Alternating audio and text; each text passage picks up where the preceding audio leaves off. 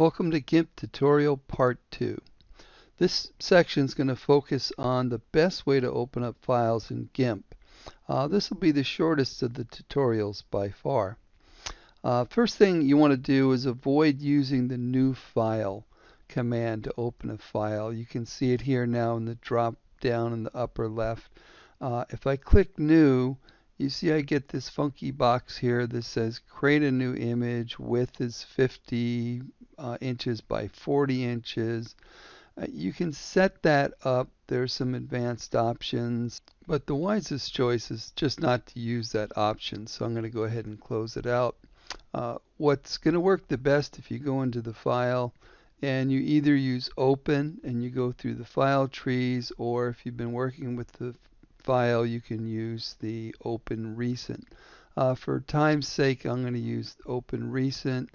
I'm going to open this Spokane River and Clock Tower 2 photo with file. I could use open. In this case, I'm going to use open recent because I've a little bit quicker, won't have to go through the different file things. You'll see that when I do that, you'll get a little convert to RGB working space. Just click keep, and then that'll open up your photo for you. You'll notice if you go to the image and you go to scale the image to see what size it is, it's a raw photo, 4512 pixels per inch width, 3000 on the height.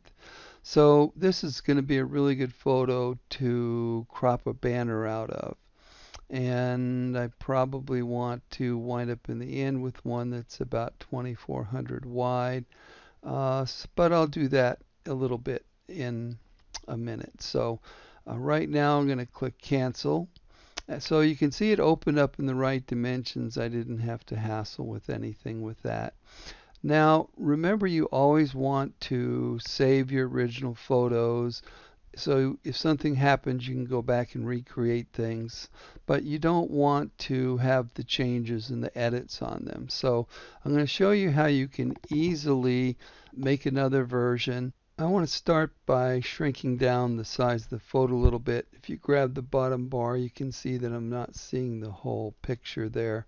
So I'm going to go down. It's right now 50%. I'm going to bump it down to about 40%. Now we can see the whole photo in the window. From there, I'm going to click on the rectangle selection tool, and with that I'll start to crop out stuff that I don't want and make this into a fairly nice banner. You notice I can go a little bit over beyond the boundaries. That's not a big deal.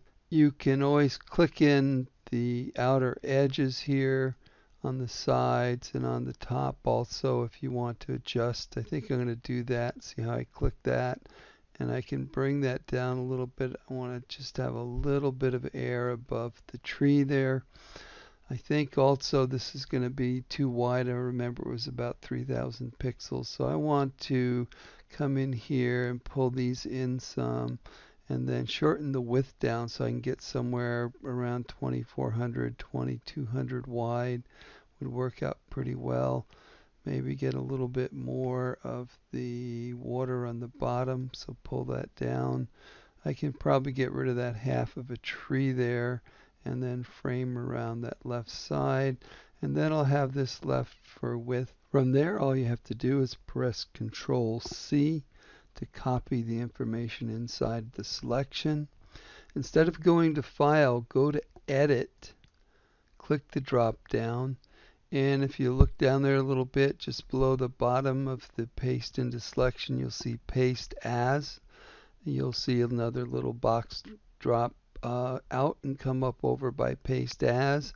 You can select a new layer, or in this case, we're going to just make it a new image. And you can see it get larger, but in reality, it just went up to 100%. I'm going to bring it down to 40%. So now you can see we extracted a pretty nice banner out of there. So that's a really easy way, and now we can just save this file, go down in there, save as, and it'll save in the right size. And we can check the image size one more time here with the scale image. And it's a little bit wide. We'd have to make it a little bit smaller, but we can size it down. And we would have to change the resolution here. It's 300. We'd have to change that down to 72 because it's going to be used on the web.